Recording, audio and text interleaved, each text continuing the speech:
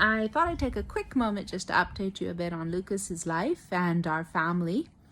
I'm sorry I'm looking tired and messy. It's, I think, 11 o'clock at night or something now, and I work long and busy days, so when I can, I do try and get through this, but this has always been in the back, pushed all the way down, and I think so close to World RTS Day, if I don't do it today, I'm never going to get to it, so I just need to bite the bullet and do it. Anyways, give you a quick update on our family, so a little bit of cute news before I go into telling you more about Lucas is we welcomed a little girl, little Lucy Royce, and she's 3 months old now, and she's been a great little sister. It's been really cute and amazing to see how she gets along with Lucas and how they play together and everything. And he's been such a great big brother to her. He's very sweet and caring, and he really loves her, which is sweet to see. Okay, let's talk about Lucas. Lucas is 8 years old now. He's about 25 kilos, and he's still considered quite short. He's around maybe about 108 to 110 centimeters tall. So he's still quite short for his age, but overall, his overall health and everything has been amazing this last year and a half. We're really thankful for that, especially even with COVID. He, obviously we've had to stay home more and be very careful with him, because if you recall, when he was a baby, he had so many problems with pneumonia that his lungs aren't very strong. So we've had to really work hard to make sure that he's safe during this time, but we've been very thankful, and luckily he's so far had very good health in this last 2 years. We have had some new medical challenges which have made it interesting for us, and I thought I'd give a quick update towards those today and just tell you what's been going on. So the first one is we have now with Lucas been going into pre-puberty.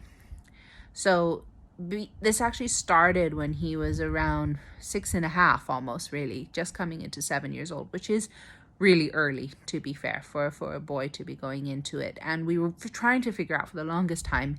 It took us probably 6 months to even come to this, because prior to this we were concerned that it was other issues that he had in the past with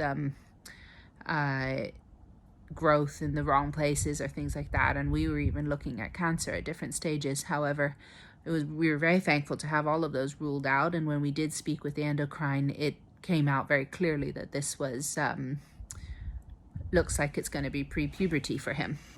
Now, a lot of people have asked me and said, well, what's the problem with that? You know, with this day and age, it doesn't really matter if he goes into pre-puberty. And I can tell you that we really did research it, and we looked at everything really carefully, because as is with everything, whenever you're giving medication, steroids or whatever with our littles, we don't really know how it's going to happen or how it'll affect them. And as much as I'd love to always take a holistic approach to everything, for us with Lucas, that's never really worked. So we've had to take the big leaps and the risks, and we've had to take the hard decisions on which type of medications to give him.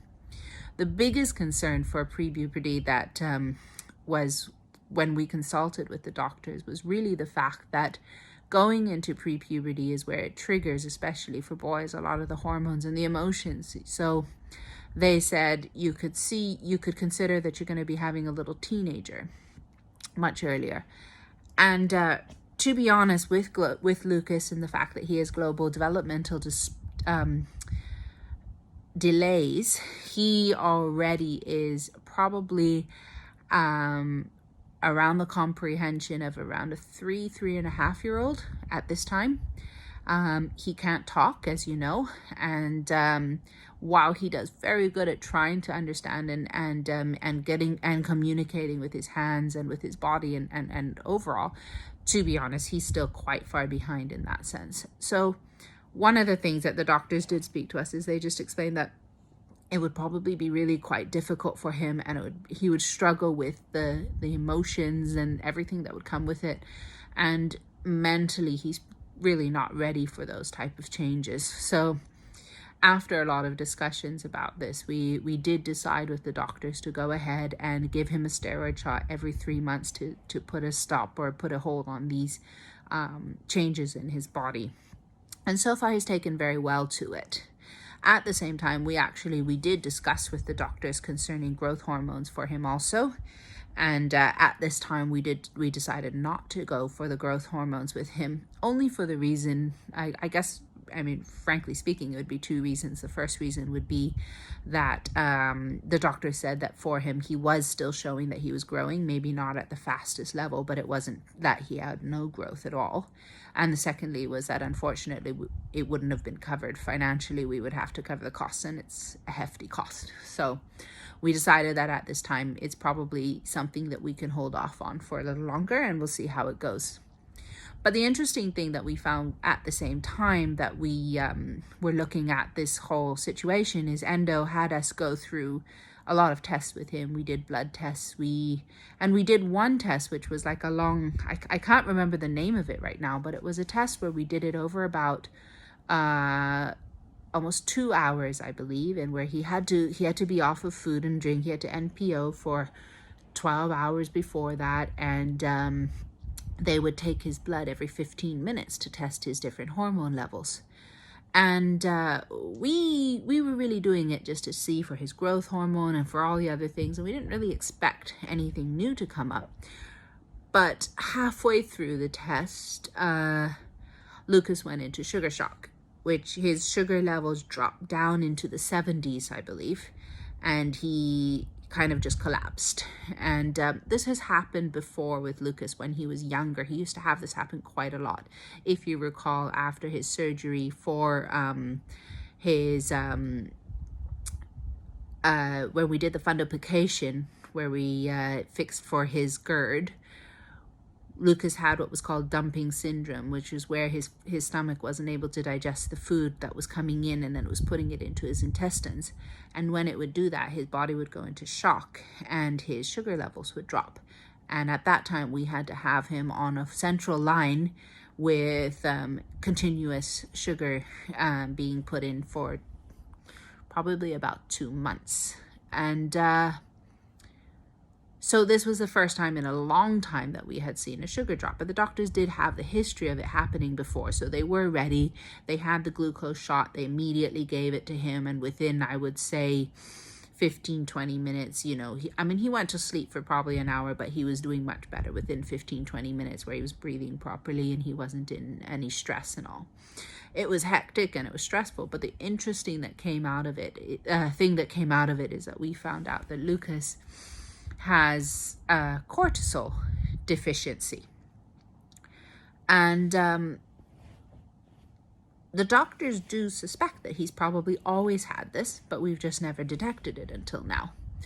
So the cortisol hormone is actually a hormone that is I'm putting this in really simple terms. I'm not a doctor, but the simplest way to put it is that the cortisol hormone is your stress factor. It helps you to heal when you're sick. It's what spikes you up to sort of make, when you have an accident or when you have a serious situation happen, your cortisol is supposed to spike up real high in order to support your body, so to speak, or to help your body to go into survival mode in order to help you. On average, children to adults, from what the doctors told me, are supposed to have between the numbers of 5 to 25. Lucas's average standing number is 1. Now, in a case of an emergency, you're supposed to spike. You're supposed to spike really high. And so when his sugar dropped like that, his cortisol levels should have spiked really high when his body went into shock. They went up to 2. So the doctor said, wow, he has a serious cortisol deficiency. And they told us that due to this, he's going to have to be on medicine for the rest of his life for this. And they explained to us the protocols and everything. And it was interesting because when we studied up on it and when we looked at what cortisol deficiency is, first it's lack of appetite. You're not hungry. You struggle to gain weight. You're lethargic, you're tired, you're struggling to have the energy to do things, and just the reaction to things is very different. And we had always struggled with Lucas for gaining weight with him. At the time when he was 7, he was probably around 18, 19 kilos, maybe scraping 20 sometimes, and we'd be like, we got him up there. We were very proud of that, but that was the most we could ever get him to. And even then, around 7.5, almost 8 years old, he had to take a 2-hour nap every day in order to make it through the day. He couldn't handle being awake for really long times. He'd just get really tired and you'd have to go and take him for these long naps. And we all thought, okay, maybe that's just because he's weaker and he's not as strong, and we used to struggle to get him to eat. But we thought, okay, this is all just part of the syndrome. But turns out it really was related to his cortisol deficiency. So we put him on the meds, and I would say within a week, the difference we saw was amazing. It was crazy. We saw him gain weight immediately. He actually gained a kilo a month for the first 3 months. And then after that, he leveled off, and he stayed around 25, 26 kilos, which is perfectly fine for his weight. He's not obese or over or anything. He's just about right, and he's very active. He takes long walks. He takes like a 1.5 kilometer walk almost every day now. And sometimes it's just one way, so it's almost 3 kilometers a day that he does walks now. And he's strong and healthy. He loves to swim. We saw his appetite improve greatly, and his naps are at most 20 minutes to half an hour now, from where it was 2 to 3 hours before he could really bring himself to wake up. So that was really crazy amazing, and we just saw such a big change in him. And it was neat because we never really figured that it could be something as simple as a deficiency in something like that. We don't really know what happened. From what I've read online, cortisol deficiency typically happens in children who have had some major trauma, major surgery, or major situation like they've had chemotherapy or radiation for cancer, things like that. Lucas never really had anything like that. I mean, obviously he had some big surgeries, but we feel that it's probably just something that he's had since birth, because he's always had low blood sugar, or he's always had struggles with that instead. So we don't really know, but we do know that it is something for life. And there's a few steps that we have to take towards this. Like some of the things that we have to do are, if he has a fever, we have to monitor it very carefully now. Anything over 37.5 anything over 38, we have to start looking at dosing his cortisol higher to help push it up. And if it goes over 38.5 to up to 39, we have to consider hospitalization, because the doctors will know how to manage him better for these things. So, I mean, I think it's been a process, and we've certainly had to learn a lot towards it. But in another way, it's been, it's been really great to be able to learn more about these things, because in learning about them, we've been able to help Lucas and help him to have a better quality of life, which made it a lot more stronger and happier as well. Anyways, I better stop here because this is really long and you're probably not even going to watch it till the end. But I don't know how many other kids with RTS have cortisol deficiencies also. I haven't really heard it, but then again, don't forget, every RTS case seems to be completely different from the others. But if you're wondering if there's some confusion, if you're feeling like that maybe some of the symptoms that I spoke about, or you're experiencing some of these things with your kids, do feel free to reach out. I'd be happy to talk more if there's something I can do to help, or even if it isn't, but if it's just something that could give you a little more information, let me know and I'm happy to help. Night, everyone.